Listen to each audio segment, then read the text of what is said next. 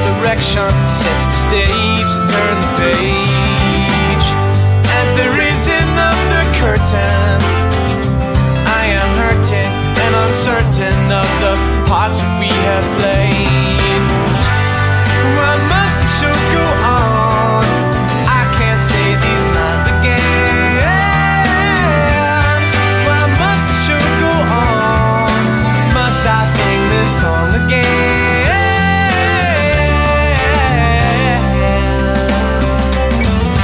Fading out of the close-up, everybody's reeling, no concealing. Your beauty is seed stealing. Violins are singing, sunsets waiting, radiating. Your entrance is breathtaking. Why must the show go on? I can't say these lines again. Why must the show go on? Must I sing this song again?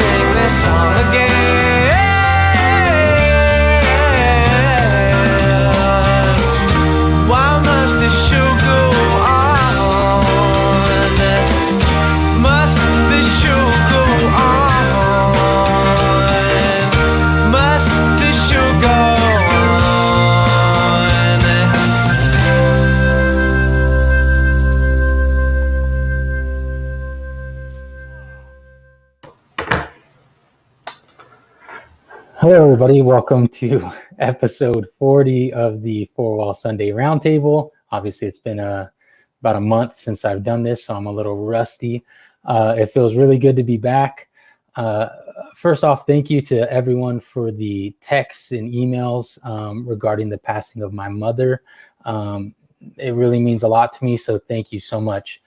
I'd like to thank my Four-Wall family, Wes, Dan, Luke, Ariel, and everyone else for their support.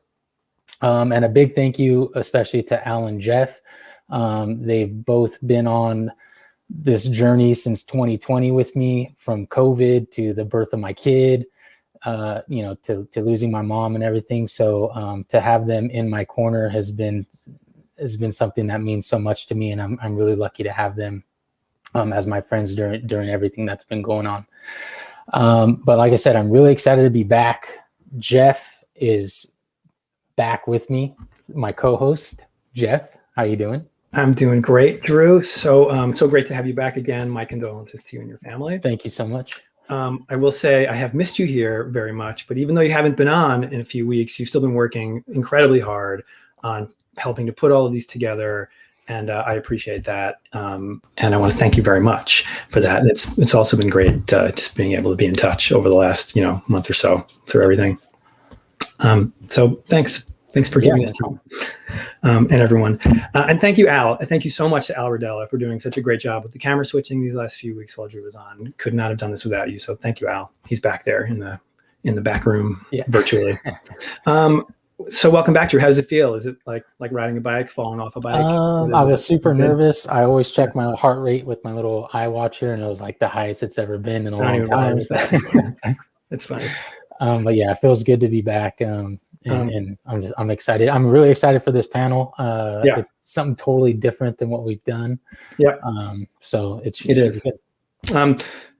So quickly, thank you to everyone who's watching. As always, thanks for all the great feedback we've been getting. And I don't do this every week, and I should do this every week. Thank you to my favorite spin doctor, Chris Barron, for letting us use his song to start the show. We really appreciate it. I think he's actually added it to his his online acoustic set that he does every week. So which is great. Awesome. And if you want to, you can catch him. He does a couple of shows a week online. So tune in. Chris Barron. And yes, I can't believe we're at number 40. Amazing. We still have more ideas, so more to come. So please keep watching. As Drew said, this episode is very different. We have what I think I called the other day the cycle of light, so to speak. Instead of 4 people who do the same or similar things, we have a range of people that make up an entire industry. Manufacturers, sales, rentals, end users, and maybe by the end of this, we'll all know what everyone actually does. Probably not, though. Drew, let's bring him in. Cool. Well, our first panelist is Caroline Chauvet, Global Brand Manager for Chauvet Professional. And Caroline, I tried to get you on before we went live, but can you answer the question? Is it Chauvet? What is it? And you're muted. Okay, perfect. Unmute the statement of 2020. Yes, it is. It's I would say it's Chauvet, but I think the closest way of saying it from the American perspective would be Chauvet. Chauvet. Okay. Okay. Well, I've been saying it wrong for a very long time. So. Already learned something. Yep. 60 seconds in. Next is the president and creative director of Available Lights, Stephen Rosen. Hey, Stephen. Hey, Drew. I'm going to figure out what French is for available light and get that up there as quick as I can. Perfect. And next is the CEO of ACT Lighting, Ben Saltzman. Hey, Ben. Hey, good afternoon. ACT, by the way, just again, to stay on the theme, it's ACT Lighting. Well, we're on the right foot here. It's okay. Now everyone knows it's ACT Lighting. It's not Absolutely. And we were going to have Jay Snyder, the president of Atmosphere Incorporated, on. He had some technical difficulties, so we are going with Benji Tschudin, who is the partner and designer and has been a partner with Atmosphere for over 25 years. So Benji Tschudin, welcome. Hey, Drew. Hey, Jeff. Hey. Thank you, everyone, for joining us. We're gonna dive right in. We're gonna start with something easy, or I think what should be easy. Carolyn, why don't we go to you first? So what is your company? What does it do? And what and where is the market? Easy? I'm going to keep myself off mute for this. So yeah, you can actually, we don't believe in turning mics off. Yeah, keep them on. It's not Zoom. Yeah. So Chauvet Professional is one of the largest manufacturers of entertainment lighting globally. We're distributed in over 100 companies. We have 9 subsidiaries, but we're headquartered here in the United States. Cool. Benji, how about you? What's Atmosphere? We are special event lighting. We focus primarily on special events, one-offs, if you will, also on the corporate side of it. And we're 25 years old. And as you alluded, it was started by Jay Snyder back 26 years ago in 95. And Stephen. Well, good evening, everybody. Thanks for having me. It's really fun to be here. Available Light's a lighting design firm. I like to say that we keep our focus on live eyeballs, so we don't really do broadcast. But we do everything from museum exhibition to architectural lighting design to special events and trade shows. And we are spread about the Eastern Seaboard. Cool. And thank you. And Ben Saltzman. Sure. Our job at ACT is to enhance live experiences. So we do this in different ways across different end markets. But the through line is that the equipment that we supply is used for what I consider the most basic of human needs, and that's getting people together in the same room to experience a spectacle, right? My humble opinion is that this is going to be even more important after COVID. These conferences are fantastic. Zoom is wonderful. It's great to see people that we haven't been able to see for a long time, but that excitement of getting in the room and the house going to half and the show starting is something that everyone misses tremendously, and we look forward to it coming back. So for example, what that means is we provide disruptive cutting edge technology for concert touring and live experiences.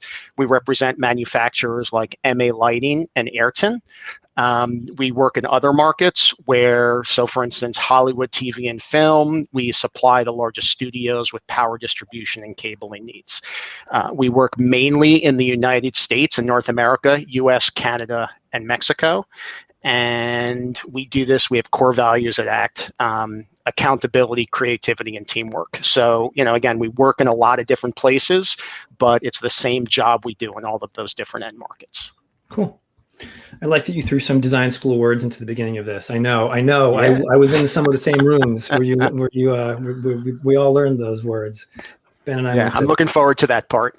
Ben and I went to college together. What was it now? 150 years ago, I believe. I know. Okay.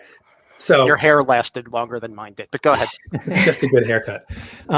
Before we dive into the specifics of what you actually do, let's talk about how it all started for you personally. Ben, what made you say to yourself, I must get into the lighting business. This is what I want to do. Sure. Yeah, absolutely. So I started off, I grew up, I was a teenager in the 1980s, and anyone who was a boy growing up in the 1980s in the United States learned that to get girls, what you had to do was be an amazing guitarist, right? Look at what Eddie Van Halen did. He got Valerie Bertinelli.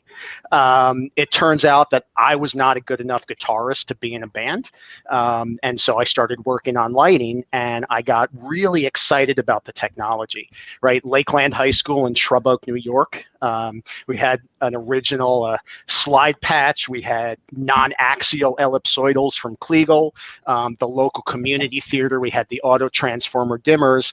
And I just got really excited about the technology. It's the only thing I've ever done really since high school. I applied to one college, SUNY Purchase, and I'm lucky enough to have had a career doing this.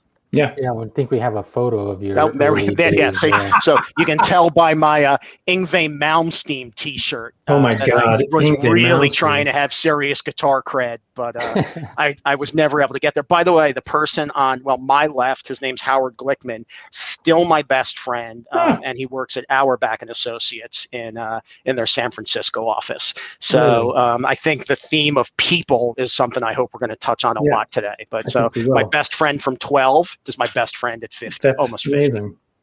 I will say, and in the lighting business, not being a good enough guitarist did not stop me from joining a rock band when I was in high school. Right. So I have to. Benji, how about you? How did you get into this, and why? How did I get into the business? Long or short, I grew up in Puerto Rico. I graduated. I went to work for my brother at the Roxy in New York. It was '84, and I started dipping those T12 lamps. The consoles back then were the old Light Lab boards. So I did a year in club business in New York, and then I did a little work with the circus for about a year and a half. And from there, I made my way to Goodspeed Opera House, which is where my brother lived in East Haddam, and that was the theaters where I really got hooked. I met an amazing master electrician who's still there, J.W. Hilton.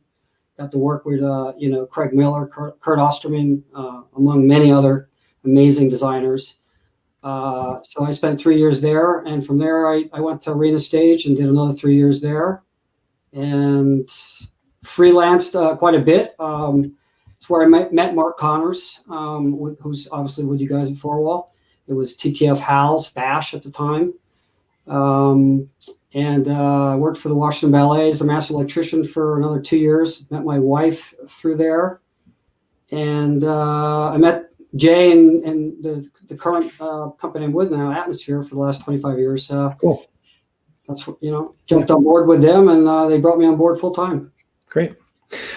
Jay is still he's still at Goodspeed. He is the sound designer, the resident sound designer. I know. Yeah, I give him shit for it. And his wife was just recently named the artistic director of Goodspeed Opera House. Donna's amazing. Yeah. They've been there. Around. It's fantastic. For me, it was a great launching ground, and Jay was an amazing teacher. Yeah. And Craig Miller had an assistant whose name, but she had the old track sheets, so I learned how to do tracking. It was the Strand Century light palette. It was the V6 palette. Thank God we don't do that anymore. In Jersey. It was the second one they built. Yeah. Yeah. I can't believe we never ran into each other there, but more on that later maybe. Caroline, how did you end up in the business of lighting? Yeah, so my parents, Alberta and Berenice, they started the company in 1989. So my brother and I always kind of joke that the family business was the third and favorite sibling. So have dabbled since I was young and interned. But it wasn't until my senior year of college I did my thesis on lighting designers, specifically Masters of the Spotlight, never to be seen was the topic that I really had exposure to the beauty of, this melding of art and technology and this storytelling aspect of it that, quite frankly, made me fall in love and just realize that this was something that definitely I wanted to explore more. And I had studied journalism with a minor in film and philosophy, and so I was always very big on storytelling and telling the story of individuals and organizations, and I felt strongly that I could bring something to the table from the brand aspect of things for the organization, and then that's when I joined. Amazing. You answered my follow-up question, which was going to be, where did you go to school? So where did you go to college?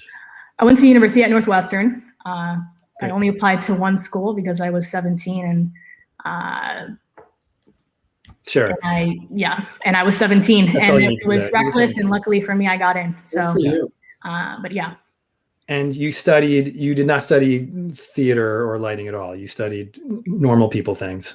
Yeah, I went into university wanting to be a documentarian, basically, and I came out having a deep affiliation and passion for the family business. So cool. Yeah, life takes you in weird places. Amazing. Before we go to Stephen, I'm going to follow up with Ben and Benji. Ben, where you went to school. SUNY Purchase. I did the same thing. I applied to one college. I was lucky, and I was 17 also, so I was foolish enough and lucky enough also to get into SUNY Purchase. And I have a BFA in lighting design. It's just I'm not as successful. Jeff was a more successful lighting designer than I ever could have been. We're all sitting in our living rooms right now. That's great. but didn't you I thought you studied stage management also. Did you have like I did study stage management and Purchase together a little bit. When you stage managed something. Absolutely. Yeah. And what was your first job in the entertainment biz after graduating? Yeah, so I was lucky enough. My first job was I was the assistant production manager at the old Playwrights Horizons, before the new building and everything. But I was lucky enough to have met David Grill when I was at Purchase, and Dave got me what I think was sort of my real first job in lighting, was as a touring electrician for Broadway's The Who's Tommy. And so again, it's all about the people that, it's all about the people that you meet along the way. Was Rob Bissinger on that tour? Former guest, also Dave Grill, former guest of our show. Yeah, Rob was involved. I think the tour landed in Toronto. The last stop was a 1 month sit down in Toronto, and I think Rob, John Arnone, if I remember correctly, was a scenic designer, and Rob, I think, did the refit into Toronto or something like that. He was involved. I can't remember exactly how. Yeah. Benji, did you say where you went to school and what you studied? Yes, the College of Hard Knocks. Got it. still at that school. Stephen, finally we get Stephen. So what is your history? How did you get into this in the first place? Well, it's funny. I think everyone's already kind of put their finger on it, which is the people that you meet along the way. And it started in high school. There's just something about theater people that even when they are 17 years old, 16 years old, there is something about theater people that is kind of magical. And I fell in with a crowd who to this day are still my closest friends. They have all gone off. Most of them grew up and went on to do other things. But I stayed the course and discovered lighting along the way. And I noticed that when I was running a carbon arc follow spot, I'm trying to imagine when my kid was 16 years old, allowing them to run a carbon arc follow spot. And there was no way I would let them do that. And yet I was doing that myself. And you looked out I looked out from the window and you could just see light change. And it was just incredible. And I thought, wow, this is what I want to do with my life. And so I went home to my parents and I said, I want to be a lighting designer. And that's, for a high school kid to say they want to be a lighting designer was pretty unusual. So I began my path. I applied to one college in 1976. It's a theme. It's a great theme we got here. And I was absolutely sure I'd get in. Now you have to be like a genius to get into UCLA. But back then, a solid B average got you into UCLA. And I went from there very quickly, ended up at a place called the Pacific Conservatory of the Performing Arts, which was really kind of the heart and soul of my training. But it was only a 2-year program, so I had a year of UCLA, 2 years at PCPA. I had to go somewhere, so I ended up finishing my undergraduate work at Webster College and in St. Louis, Webster University now. But interesting point there, while I was at Webster College, I was introduced to architectural lighting design, and I was able to arrange an internship in a firm. So I went off and did that for a while, went back to Webster, graduated. And then I moved to New York City because that's the place to go. And I got my MFA from NYU way back in 1984. And then eventually ended up at Available Light. But that's another story. So, well, which we will tell. Yep, which we will tell. That is coming up next. So I'll send this next question to actually Caroline. If you could just give us the cliff notes of Chauvet's company history, how it began, and I think you already talked about how you joined the company after college, but just tell us about the company. Yeah, so it's tough to tell the history of an organization that has been around for 30 years and a condensed period of time, but I will do my best to do that. We're pulling for you.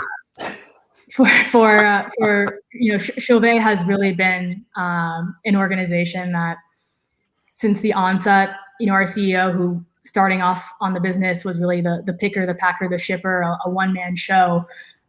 He had a vision both to sort of weld the artistic and the financial. He had a vision to weld both artistic and financial aspirations into one. And so he very much so wanted to identify specific markets and ways that we could disrupt those markets with either new technologies or a value proposition. So, that started first in the 90s of having a focus on the retail sector, like many other manufacturers that are in the professional market today. And then in the early 2000s, that transitioned into a fast move into LED technology that allowed us to really go after concert and touring in an aggressive way. And that even trickled into products like Nexus that we developed to go after broadcast or disrupting the theater market with Ovation. So really, there's always been that vision on how can we continue to move into the lighting sphere, specifically identifying where we can disrupt with either that new technology or that value proposition. So I could go on forever about the company. I'm super passionate about it. I won't bore you all with the granular details, although I think it's a fantastic story. So we can delve into more of that perhaps later. Yeah, definitely. Thank you, Caroline. And Stephen, can you tell us a little bit about Available Light? Well, sure. I love to talk about Available Light. So I finished at NYU, and I was kicking around New York City waiting for my first Broadway show. And Jeff, you somehow beat me to it. And one day the phone rang, and it was the company that I had interned with in Massachusetts, and they were offering me a job. And I thought, what the heck? It's time for a change, to get the heck out of New York. The early 80s was not a great time to be in New York City. So I was happy to go. And I moved up there. I started doing photometrics and designing all sorts of crazy reflector and optical systems for Altman Licos back in the day. And while I was doing that, my day job was, doing photometrics. My night job was doing theater and industrials. And it didn't take long before the theater and the industrials kind of took over from my day job. And it was far more lucrative. It was far more fun. One day I was doing, at one point I was designing this huge corporate industrial for a computer company that is no longer with us. But the designers of that industrial happened to be a museum exhibit design firm. So my whole career has been all about, making lemonade out of lemons. And I met these folks, and they were really talented and really fun, and they enjoyed what I was doing with them for them. Once that industrial was over, they asked me to light a museum, and I said, well, sure, I can do that. And the combination of all of these things coming together, eventually I left my day job and I founded Available Light. Amazing. That's awesome. I will say, in the 80s, there were only 5 Broadway shows. So it was, and they were from London. So would have been very. That's right. That's right. Actually, my colleague Ted Mager ended up being the British Invasion American lighting designer and has a long list of Broadway credits for that. Yeah. Bob Moss, who founded Playwrights Horizons, has a story about having to walk down the double yellow line in the middle of 42nd Street to get at, the original building that's out between 9th and 10th. And you'd walk from the subway station in Times Square in the middle of the road because it was safer than walking on the sidewalk. You never knew. Right. You never knew who was hanging out in the doorways as you were going to walk. You'd rather get hit by a car than walk on the sidewalk. True. Even kind of the 80s in New York was different. Oh yeah. Rough times. Benji, tell us a little bit about Atmosphere and how, if you could tell us it's been around for 25 years. So we're 26, we're planning on a big blowout in 20, of course, because it's supposed to be a banner year for everyone, as we all know, and that didn't turn out. But essentially the company was started 26 years ago.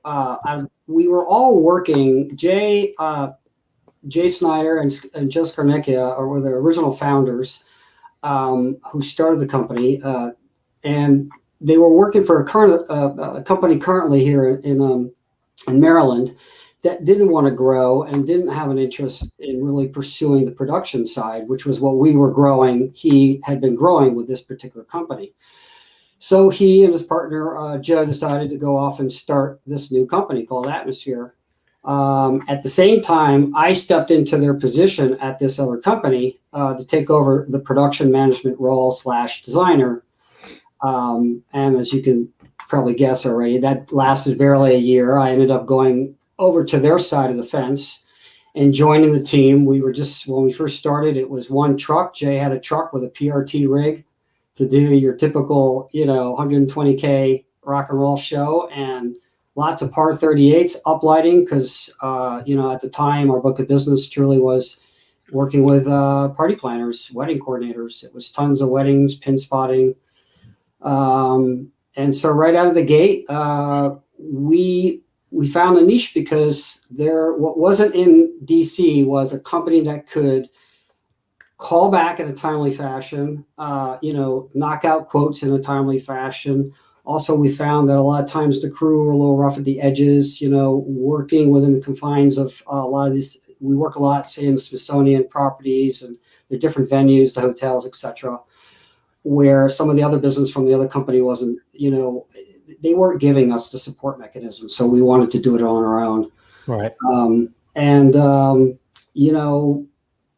And then the growth came. We got lucky. 9/11 was a godsend for us because we were just about to move and take the big splurge, which was at the time Martin come out with Mac 2K washes and Mac 2K profiles, and that was probably one of our largest investments we had done at all when we first started the company. It was a huge investment, and we did it right after 9/11 because others were overextended and we weren't. So it was just luck, and we were able to grow. And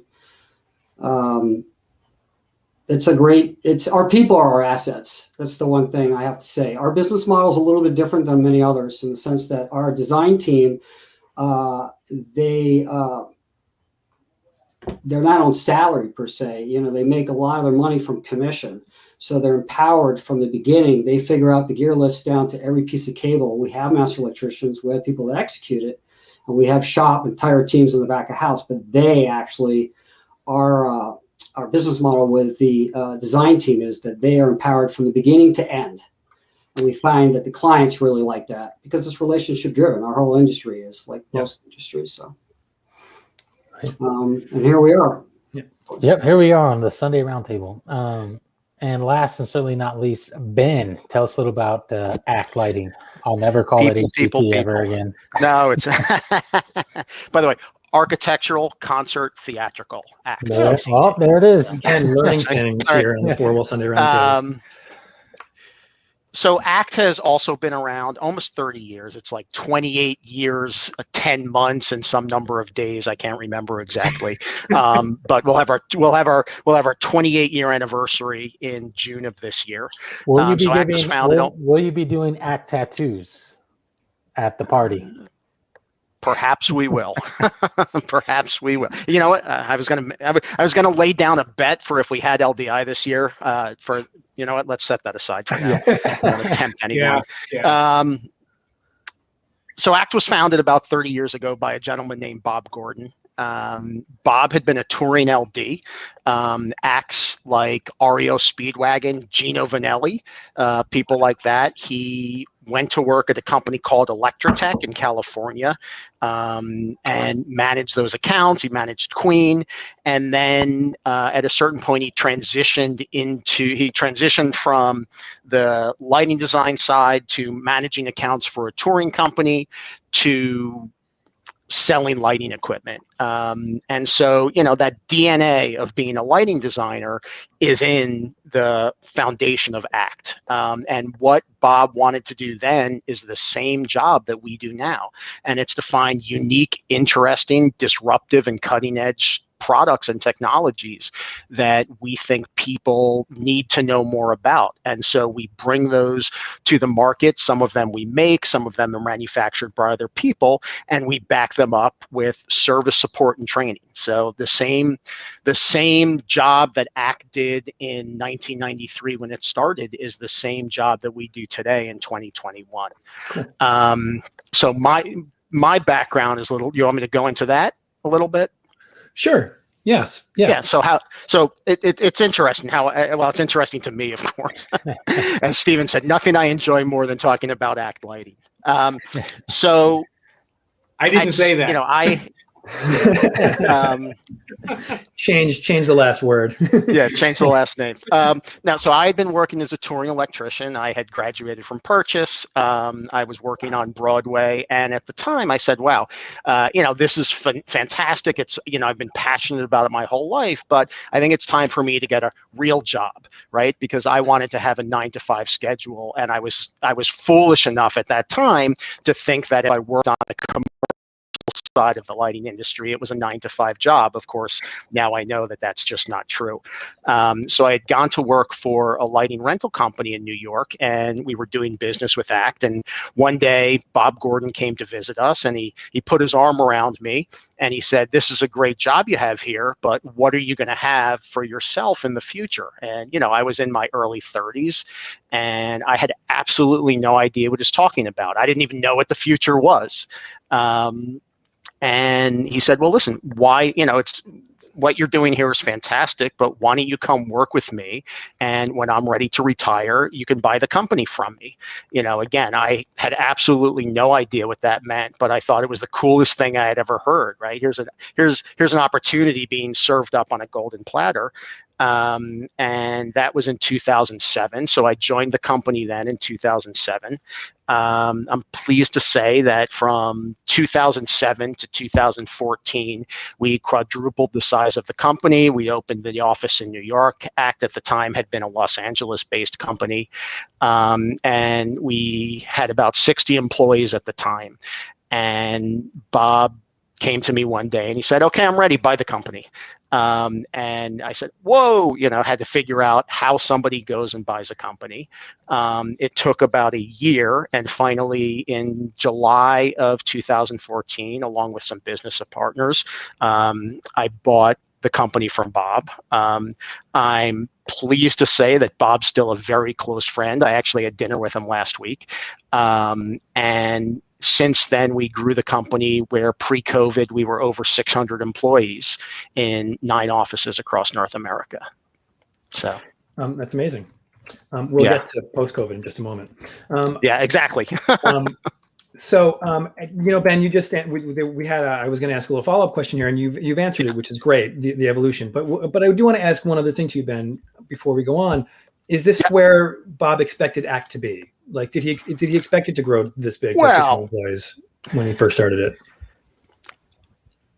I'm sure not, right? Because again, Bob, like Caroline said about Chauvet, when you start a company and you're a man or a woman in a room, and you get up in the morning and you answer the phone and somebody orders something and you write the order down on the tablet.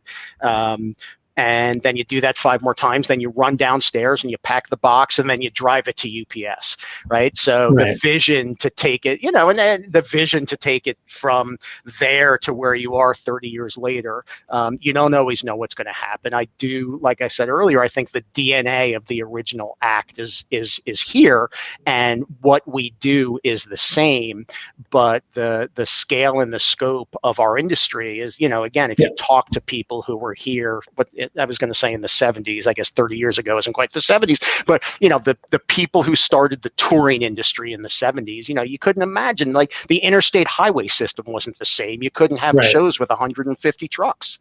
That's right. Yeah. And 30 years ago, you and I were entering into the business, so that wasn't really,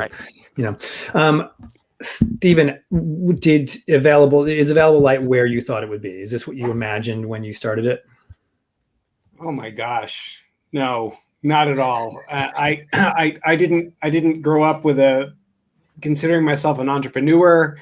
I didn't grow up thinking of myself as a manager of people.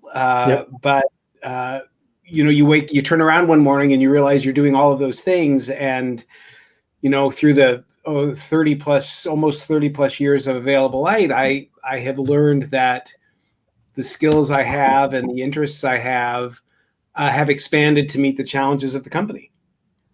So it's just, I have transitioned from spending all my time thinking about transitioning from Q1 to Q2 to figuring out how to keep the company growing and profitable. And it's been a great ride. And Ben, I got to tell you, I remember I used to buy Gobos from Joe Twillett when he was a GAM. So yeah, exactly. It was a treat to see his career arc as well. I think something you just said there is really important. I have a friend or a colleague who likes to say this, that, the ability of a company to grow is limited by the ability of its leaders to grow, right? So, you took your career from being a kid in high school interested in lighting to building this amazing design company. And I think, it's true of everybody here is, you need to be willing and able to grow and do new things every day. Yeah, that's right. Or it doesn't happen. Yeah, or it doesn't happen. Lifelong learners is, my son's in high school. That's what they're trying to teach him, is how to be a lifelong learner. I wish they taught me that when I was in high school. Caroline, how about Chauvet? When the family started this company all those years ago, did they think that it would grow to be this big? Did they ever think they wouldn't be packing the boxes themselves? Was there this vision and this understanding that we would be the size of the global organization we are today? Heck no. Was there a very passionate young entrepreneur who came from an entrepreneur family? Both my mother and my father, first generation immigrants from Haiti that had a dream and a drive and ambition, and they surrounded themselves by fantastic, hardworking, and incredible people that had an equal passion for the industry that just built something immense and fantastic. Sure, but there's no recipe for that. And I think a huge part of it is so many variables: timing, vision, commercial sense. There's just so many layers that go into it that, we're very fortunate to be where we are today. And I don't think we saw it going where it is, but we're certainly thankful that, we have what we have today. So. Yeah, I'm sure, there's a lot of companies, I can say this about every one of you, there's a lot of companies that started out wanting to do this, but you have all been very successful. Your companies have been very successful at what you do. And there's a reason for that. It's, as everyone keeps saying, it is the people. And it's also being, because those people know how to stand in the right place at the right time. It's not, luck isn't just luck. It's, luck is knowing how to be lucky, I suppose. There's my fortune cookie. Drew, moving on. It's return on luck is something people talk about a lot. It's the return that you create with that luck. Yeah. Yeah. Well, we're going to spend a few minutes talking about the cycle of lighting, as Jeff mentioned at the top of the show. We have representatives from companies that manufacture and sell and companies that purchase and use. Caroline, I'm going to stick with you. What is that relationship, in your opinion, for Chauvet? I think I can speak towards our organization. We're very big on listening to our customers. And so I think both for our customers and ourselves, there's always this balance between an artistic and a financial reward. So we spend a lot of time speaking with our customers to be able to incorporate their feedback in our R&D, in our product, and also spend, I would say, an equal amount of time speaking to them once we've pushed out those tools to ensure they're hitting and checking all the marks, because ultimately if our customers don't have a profitable business, it's a lose-lose for everyone. So there's definitely a strong partnership there. Great. And Benji, it's something totally, different for you. How does atmosphere kind of, what's that relationship for you between the manufacturer, and what do you look for? I mean, for me, it's confidence that they're going to be there in 10 years, for one, right? Because, in our world, the ROI on, a moving light, I'm here to tell you, you know better just as well as I do, it's not great, especially in my business. So, I want a relationship with a company that's going to give the support, Ben, Ben's a good example as well, along with Caroline, with the console support that we get from him. And I love, Caroline, we own probably almost 300 of your well fits. Fantastic. I mean, it's just, and we were one of the first buyers of your original well fit, which actually I think was manufactured. I don't know what the timeline is on it, but, again, like I almost look at the well fit that particular with regards to disruption of the, uplighting and LEDs. It was like the color blast, which we also jumped in early on. Yeah. In the beginning. So, the relationship is someone that's going to be responsive, on their questions, essentially. Yeah, definitely. And Stephen, how about you? I love this topic so much. I can't even tell you. A lot of what we do, there is in the specification world that we're in, whether it's in the trade show world or the permanent installation world, there's a lot of noise between designers and manufacturers. We all know that the sales channel, the marketing channel, there's just a lot of noise there. And the relationships that I have with manufacturers are some of my most critical and important relationships. The people who design this gear are some of the most curious, smartest, and passionate people on the planet. I mean, there is so much to be learned from the people who think these products up. And when a new one comes out, every time I just bang my head on my hand and go, why didn't I think of that? I mean, it's just incredible. So I am constantly reaching out to manufacturers for advice and information. And in fact, I belong to an organization called the International Association of Lighting Designers. And one of the roles I play in that association is I'm on the steering committee of an organization called the Lighting Industry Resource Council, the LIRC. And the LIRC exists to keep a very open and top-level dialogue between designers and manufacturers. And so there's nothing that we could do without the innovative manufacturers that we work with. So just kudos for you to bringing us all together. Yeah, I guess even with that answer, it's just like that's kind of why we probably should do panels that they can all, it's not all the same. It's totally different. So thank you for that, Stephen.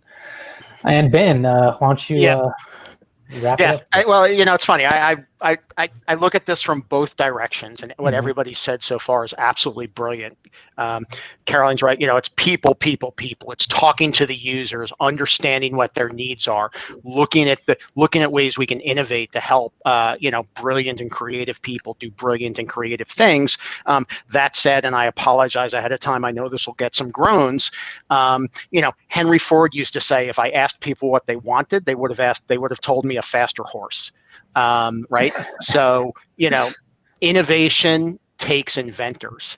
That's right. And, if you look at if you look at some of our brands, Ayrton has a man at the helm named Ivan Payard. He is so passionate about engineering. He named his company after Ayrton Senna, the most famous or infamous one of the most famous or infamous Formula One drivers of all time, depending on your perspective on his career. Look him up if you don't know him. I honestly always wondered that, and now I learned something else. Yeah. So, and if you look at what Formula One is to engineering, it's the absolute pinnacle of size and weight and utility. And you look at an Ayrton fixture, what Ayrton does is we take it 3%. We don't just go for 95%, we go for 100%. MA Lighting, there's a gentleman named Michael Adenau, sitting in a town in Germany, and the MA Lighting from he had a radio repair shop. He still got the little plaque from the front of the shop, bolted to the front of what's now part of the MA Lighting campus. And his original radio repair shop was open from 12 p.m. until 6 p.m.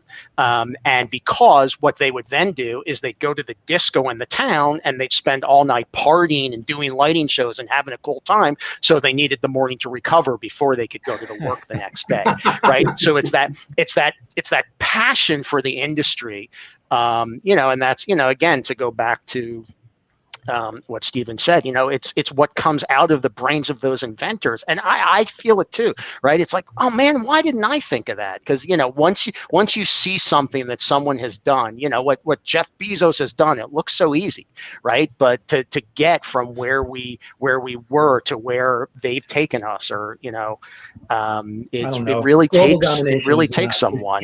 Yeah. You know what? As soon as I said that, I was like, oh man, I'm going down a bad road here. But let's set politics aside, because that would not be any fun. Yeah. But again, just to take the technology and the work that Michael does, that Ivan does, that Martin Michaud does at MDG, another one of our brands. That's what it takes to give the designers and the people in this industry the tools that they need. Yeah. Well, and here we are, 45 minutes in, and we're finally going to talk a little bit about what's happening now, maybe a lot. Alwardell and I were speaking yesterday about this, and he said we both were saying how hard it has been. Everyone knows. I mean, I feel like everyone has a sense of how truly difficult it has been for companies to keep going through this pandemic. But reading the news stories and the reality of living it the way you do is very different. So congratulations on making it this far. I will say that, because not everyone has. But let's talk about where you've been over the last year, where you are now, and what may happen next. Benji, let's start with you. So your company, once you realized the severity of what was happening, what was the initial reaction and what were the early solutions? Yeah, I mean, you guys, everyone in at least the special event industry, it was that last week. It was that week in March. And we were down at the National Building Museum. I had 5 shows in a row, locked and loaded there. We had the first one done. And then the phone just started ringing. And it was just cancellation after cancellation after cancellation. It was surreal. So by that Friday, we were just in a daze. Yeah. Because, we're a small shop that we are, we still are kicking out over almost 800 shows a year, something that gets put in a van or a truck or a trailer. And to go to nothing, which is what it essentially had happened.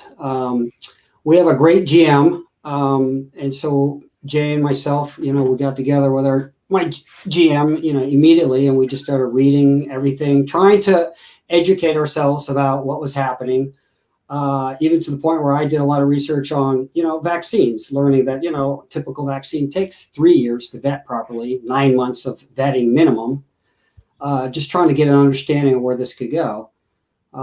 So we essentially came up with 3 plans, a 3-month, a 6-month, and a 9-month. And then we looked at our monies, with making no assumptions that PPP would be out. And, we figured out how long we could keep paying healthcare and all the important things. And then we made the tough decision. We kept everyone. We had 24 full-time non-revenue generators in the back of house. We went down to 6, which is basically my core team, GM, office manager, rental manager, shop manager, and 2 other folks. Yeah.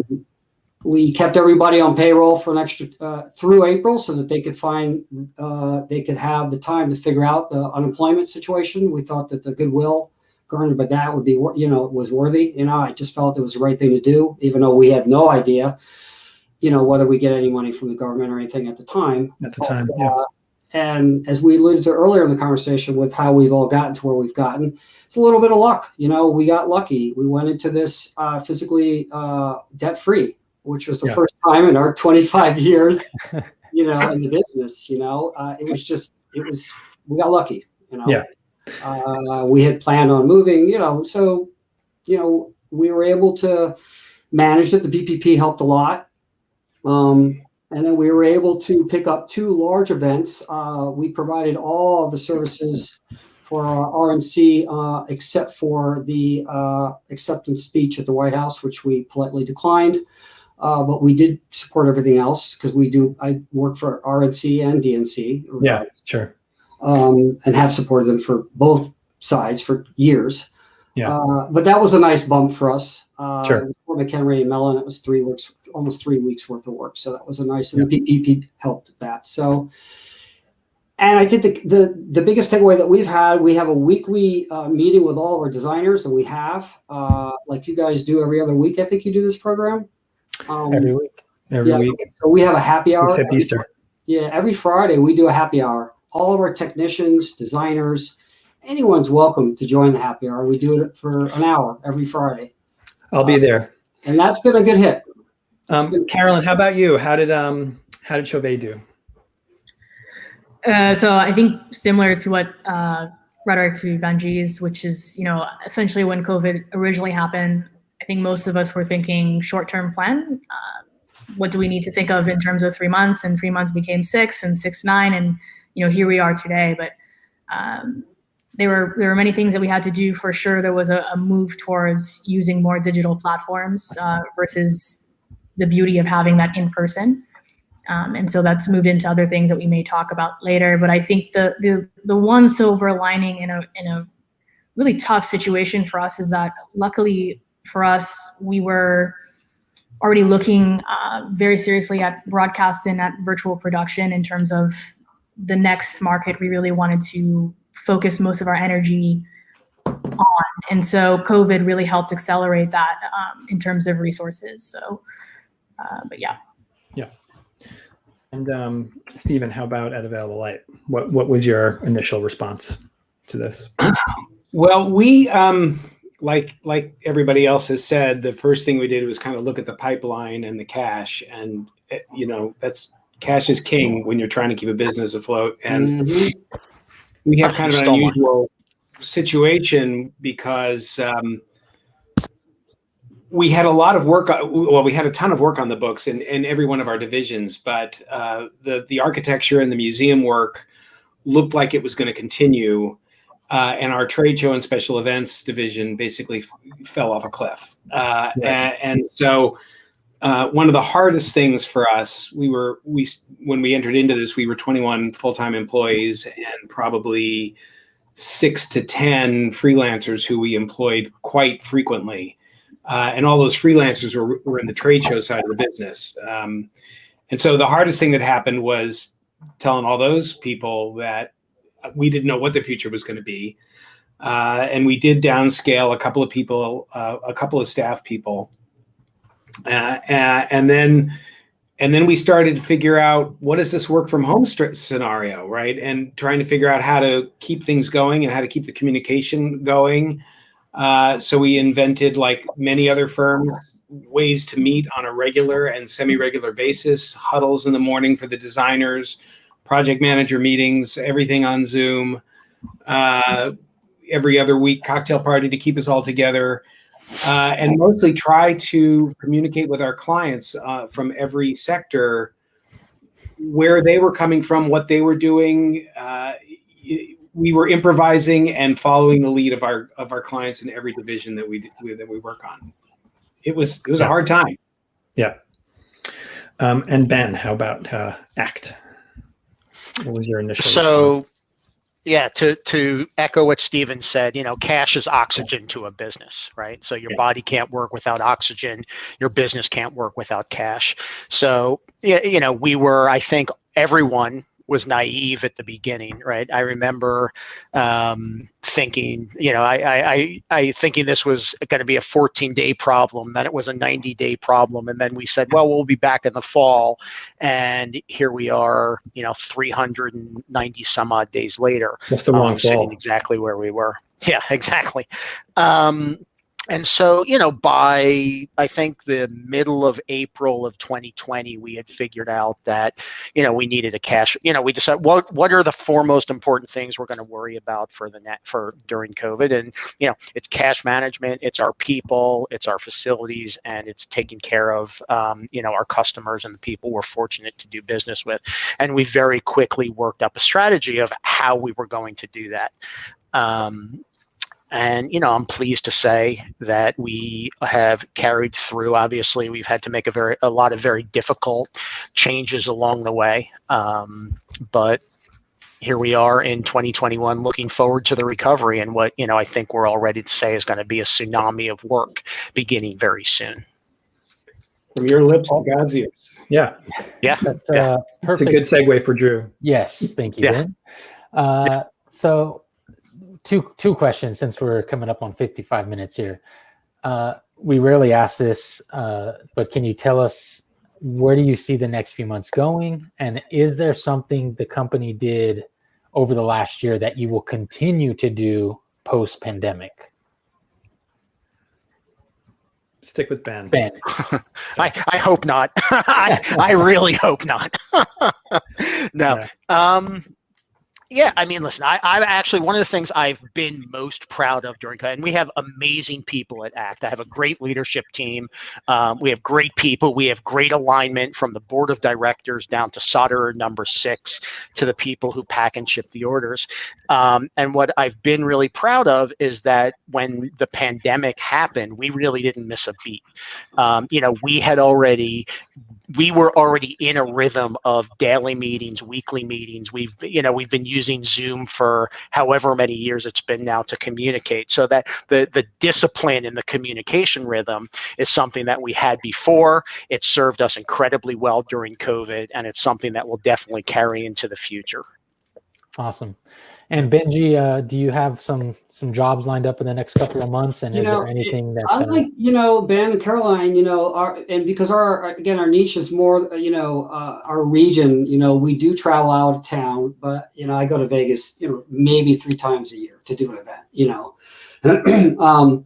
so we are, unfortunately, the district has not committed to an actual open date. And we've had discussions with the deputy mayor several times in the past couple of weeks. There's an organization of us trying to explain to them that any date's better than none, because in our business, it's not a restaurant that needs a week to ramp up and order supplies and get some more staff.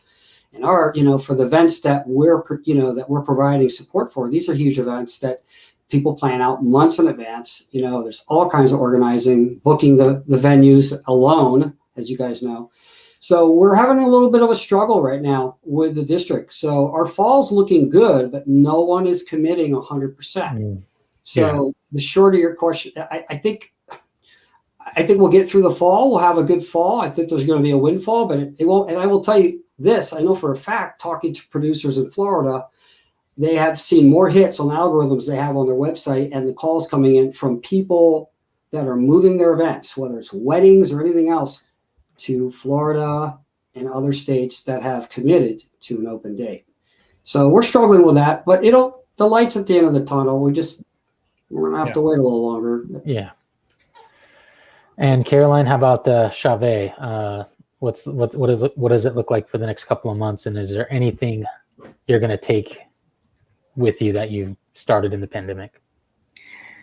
So it's interesting. I mean, definitely agree with the rhetoric here.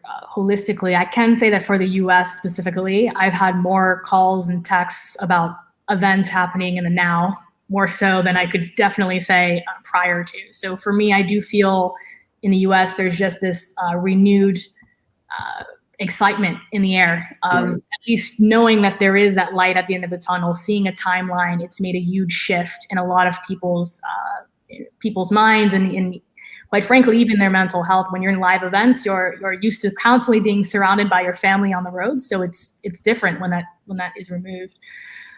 So that definitely see things picking up. Basically, we're going to see, and that need for connectivity, I see it picking up over summer. I see it going wild in fall into winter, and I see 2022 us not even being able to know or remember what it was like not to have just a surge of being pounded with event after event. So I'm very hopeful for what the future holds. I can say that for sure. And just to repeat the rhetoric that we've had here holistically, which is, and I think Ben and Stephen made these remarks as well, is that we have ventured into putting fuel to the fire of the digital tools we already had at our fingertips. And a lot of those things I don't see leaving. I see them being consistent even as things move back towards an in-person and virtual experience moving forward. So, yeah, definitely. And Stephen, how about you? Well, it's interesting. Our architecture and museum exhibition business has held up remarkably well over the course of this. It's been a godsend to us.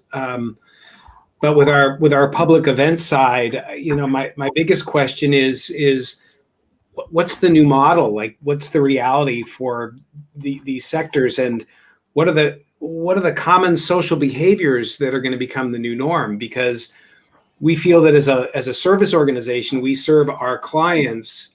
We want to help them position themselves to help their clients, who are the exhibitors, the producers of the events. And so we spend all our time trying to figure out how we're going to serve our clients. So we are in constant contact with them all the time, asking them how it's going.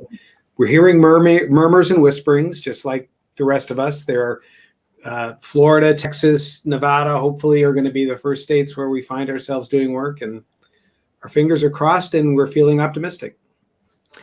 It's funny, no one wants to actually put the date, circle the date on the calendar, as Benji sort of said. I think I got twice in the last couple of weeks. Yeah. I got calls from people saying, what's your availability between September and June of next year? I'm like, yeah, sure. I'll do it, whatever it is. I think that's what no one wants to actually pick a date. And the other interesting thing I think we're going to run into is, in the Wall Street Journal kind of hit on this, Strickland, talked to the Journal about this last week, is a lot of folks have taken other gigs. We have, my scheduler, has gone, he's taken a full-time job. Thankfully, my design team's intact, and that's been great. But some others, and especially in the touring market, especially, I'm hearing, folks have found, going, oh my God, what? I got weekends off. I know. And so what's nice though is that people are coming, there's still a steady stream of kids graduating from school, and what they need is the practical work, because that's what they've lost over 2 years. So right. Yeah. Hopefully they have that opportunity. Sorry, Stephen, were you going to say something? I didn't mean to interrupt. I was going to say that with Benji, it's the same thing. There's kind of this lost generation of people with a good amount of experience who have, because they're smart, agile people, they've pivoted. And so it's going to be tough going in the early time. You're right. There's a lot of students out of school, but having that sort of grounded, experienced person at your side, it's going to be harder. Yeah. And that when someone leaves our industry and goes somewhere else, they're always going to be the smartest person in the room. Absolutely. So anyone who's left one of your companies and gone somewhere else, that wherever they've gone, they're not going to be allowed to leave. And also the best at dealing with people, because that's what our industry is. Yeah. I mean, I know all industries are like that, but we are, we're in every couple of weeks, some of us are working with a whole new group, and you have to be able to adapt, which is, unique to this business. We're running out of time. We're out of time, but we're going to keep going here.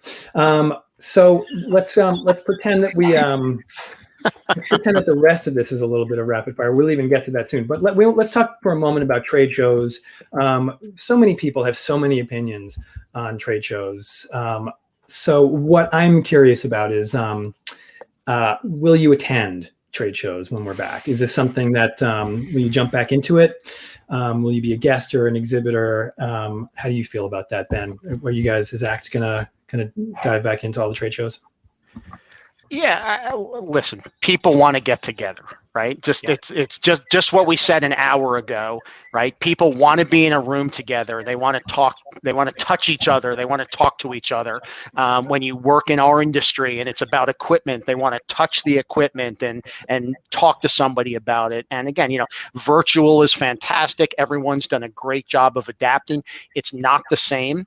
And so I think if trade shows happen, they are going, I expect them to be very successful. I think that people are going to want to go to trade shows. People are going to want to be with their friends. They're going to want to be with their colleagues. They're going to want to see this. They're going to want to see the gear and touch the gear and use the gear.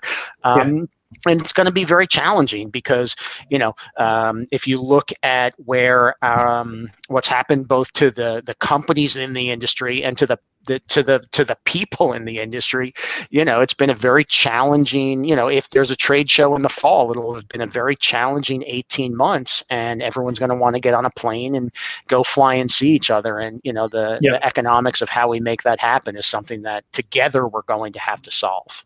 Caroline, what's your feeling about that? I mean, I know so much of what you do are trade shows. Are you ready to go back? That is true. So much of what we do is trade shows. No, but trade show is a big part of the industry. The networking, I think, is king. Ben spoke really well to that. I think additionally, something similar to what you see on the other side of our customer spectrum, which is this idea of approaching events, not only thinking about how it's perceived physically in person, but also how can it be perceived virtually or through streaming. I think manufacturers will be more hyper aware of not only the physical exhibition that they have in person, but also how do they amplify that or translate it to individuals who can't be there in person and are experiencing it in a virtual or a digital fashion. So I think we'll see some interesting and cool things emerging in the trade shows and exhibitions to come. So for now, how are you selling new equipment, or how are you putting it out there for everybody? For everyone, selling, buying, researching, how is it working in the last year plus? Yeah, for Caroline specifically, how are you putting out new fixtures right now? Do you think it's been successful? We're hosting a lot more digital events. So, really using that as a platform to launch products, as a platform to receive that feedback. We're even hosting hybrid events. So, we'll do roundtables with LDs virtually, or hybrid where some people are in office and others are out. So, that's really the answer that I have for that one. Yeah. Yep. And Benji, how about you? How are you getting your information on the new products that ACT and Chauvet are putting out? Well, I think most of our decisions are data driven, for us. We look at, what we're subbing, it's data driven. And then we look at the ROI, what the possible ROI would be on it, and then the application. Because we are venue specific, because our niche really is here in DC. Every venue, every Smithsonian property, et cetera, has its own little unique qualities to it. And if we can bring a product to the table that's going to be better than the competitors, that's going to make load in and load out easier, wireless, etc. Mm-hmm. So we look at all those aspects, but ultimately, it's data driven. That's what we use, and we have enough through the software that we have. And how about you, Ben? How are you guys doing anything virtually? Maybe you talked about this before, but what are you up to? No, we are. We are. We're doing it. What we're finding is that we split the pandemic. In my house here, my wife and I split the pandemic up into early, middle, and what we're calling late. Hopefully, we're right.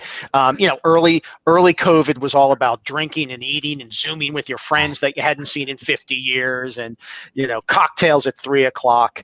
And I think work on the work side, it was kind of the same thing, right? It was just we need to feel like we're having fun. And then I think when middle COVID came along, maybe like last June or July, everyone kind of settled in and went, wow, this is going to be here for a while. We better figure out how to get some work done. Yeah. And that's, we started doing some streaming demos. We had meetings, and, everybody's talked about it a little bit. There are some end markets that are quite active, honestly. TV film in Hollywood right now, you can't get a piece of equipment or a person because they're so busy, so people are finding ways to connect virtually and to look at gear. But we are starting to have meetings too. I mean, I've just finished my second COVID trip, if you will. Great. And I got to tell you, it's better. Yeah. I'm tired of Zoom personally.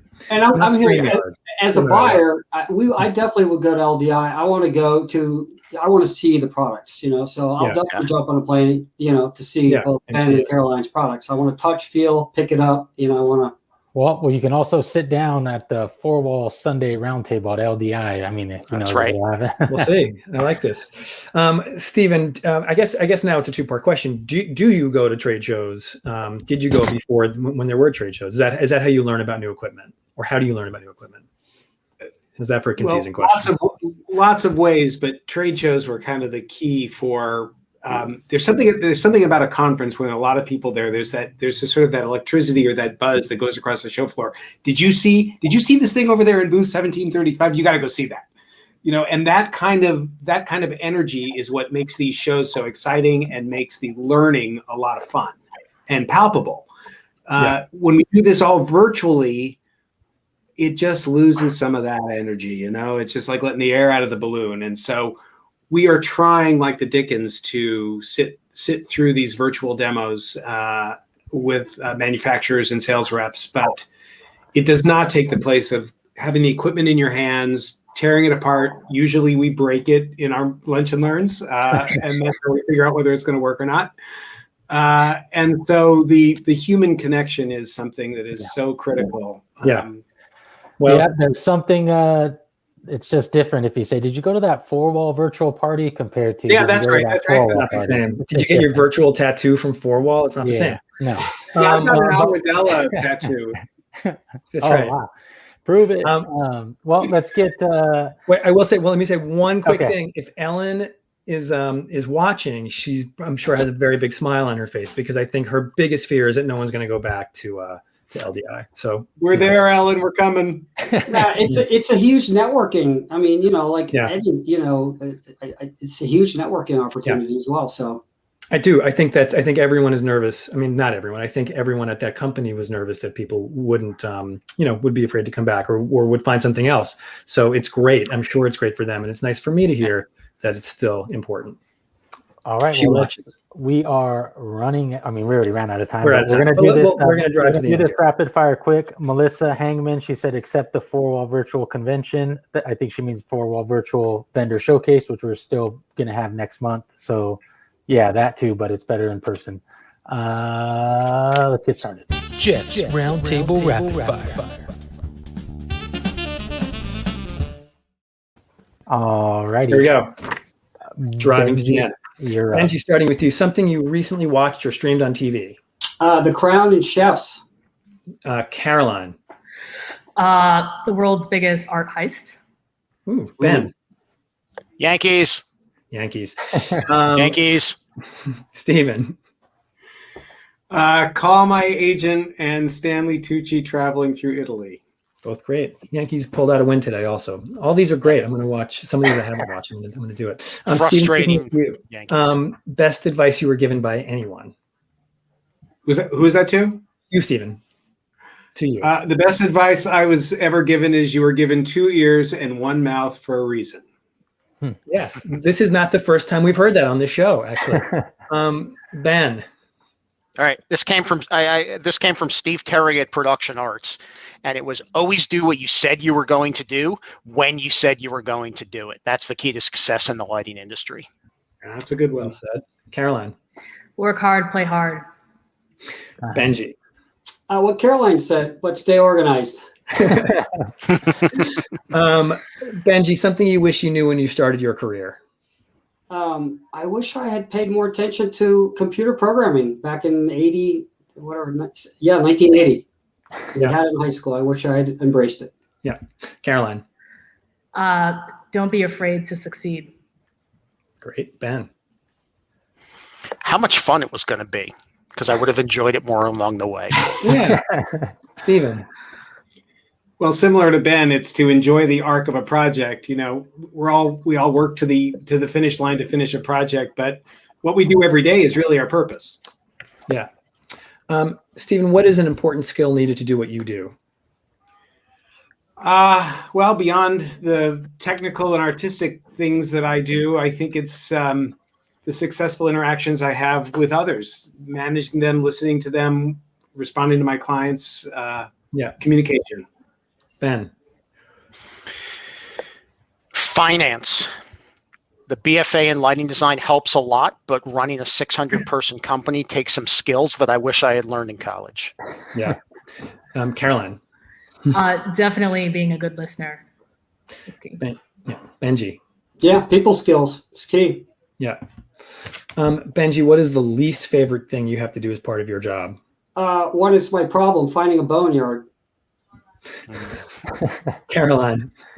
Listening. Just kidding. No, it's spreadsheets for sure. Spreadsheets. What is that? Spreadsheets. Yeah. I'm not an Excel fan. Yeah. Ben, you might give the same answer here, finance. But what's the least favorite thing you have to do as part of your? Honestly, taking the company apart during COVID has been my probably least favorite part of my career, and I'm looking forward to never doing it again. Building it was way more fun. Yeah, sure. Stephen. I gotta go with Ben on that. Just keeping it together and looking to the future. Yeah, here's to that. Stephen, something you love to do as part of your job? I love to give people what they need to grow and flourish. Ben. Spending time with amazing creative people doing really cool shit. Sorry, I couldn't hold out for the entire podcast. It's okay. I've got to say, jumping into the minds of designers is definitely the best part of the role. Cool. Benji. I think the design challenges for the one-offs that, is pretty much what we do for a living. So, Benji, if you could invent anything, work-related or otherwise, what would you invent? The perfect IP-rated outdoor fixture. Great. Caroline, but first of all, you heard that, Caroline, right? There you go. So she's close. I did hear that. She's really close with the well fit. I'll give her that. I'm going to veer away from speaking towards our industry because they're currently in the R&D process. So outside of the industry, I would say definitely if we could have some sort of interesting app that would connect artists from different industries together to collaborate in fantastic ways, I think that would be game changing. Yeah. So. Ben. All right. I took this a different way. I say time. Well, I would say time machine sometimes myself. So, yeah. I would like more time. There are no wrong answers. Nope. Stephen. Well, I thought about this. I think making the faces of lighting designers look more like the faces and genders of the people across our country. Yeah. It will. Slowly but surely. It will. But only if we make it happen. Yeah. Stephen, once you feel safe enough to go on vacation, and maybe you do already, where do you want to go on vacation? Spain, back to Italy, and African safari. Amazing. Ben. So I have a milestone birthday that starts with a 5 coming up at the end of July. And I'm currently planning on spending it on the beach in Miami. But if I'm allowed to, I'm really looking forward to going somewhere in the mountains, like really tall mountains, and doing some hiking. Great. Amazing. Caroline. Bali, for sure. Oh, cool. Have you been? I have. Super nice. Yeah. And you want to go back. Benji. Great surfing in Bali. That's a good one, Caroline. Back home to Puerto Rico, to foil. I started learning how to foil during the COVID. Yeah, cool. Interesting. Stephen, I don't want to discount what you said. I think that your answer is a great one, and I think it's incredibly important. And I think everyone I talk to anyway, and certainly everyone who's come on the show absolutely agrees. So, here's to that. There's a lot of work to do. Here, here. Here, here. All right. Charging to the end, Stephen, work aside, what have you been up to during the pandemic? Anything you've ignored, you're finally getting to, you want to get to, cooking something you've never cooked before, a hobby? Well, I've been mostly obsessed with keeping the company together, but I have been cooking more, and it's been nice to get into the kitchen and away from my stand-up desk. Great. Benji. Cooking. I love to cook and foiling. I learned how to foil, unfortunately, in a dirty river called the Potomac. Hey, that's all right. Ben. I finally learned how to roast a chicken that I'm not embarrassed to serve to other people. By the way, it's butter. Duh. I should have known all along. And I've also picked up a swimming habit. So I was trying to, find the right new exercise, and that's been fantastic. Amazing. Caroline. Over the last year, I've spent the most time in a single place, I think, since high school, to be frank. So learning how to be present in the now in one location without having the luxury of being able to go into new adventures elsewhere is definitely a trait I'm learning to absorb and develop. That's going to be the hardest one to keep, I think. But, yeah. I think everyone sure. wants to try. Yeah. Okay. Caroline, sticking with you, what advice would you give to young people who want to do what you do? Being that I'm very young, obviously the youngest person on this call a spade. I would say find the light within and fuel it. Great. Yeah. Yep. Benji. Same, have that fire, want it. Have the hustle. Yeah. Stephen. Well, that sounds pretty good to me. Persistence, focus, respectfulness, and understanding that old adage that it takes 10,000 hours to master something is really true. And be a lifelong learner. That we already talked about that, but be a lifelong learner. I'm still trying to play the guitar. Ben, how about you? Let's see.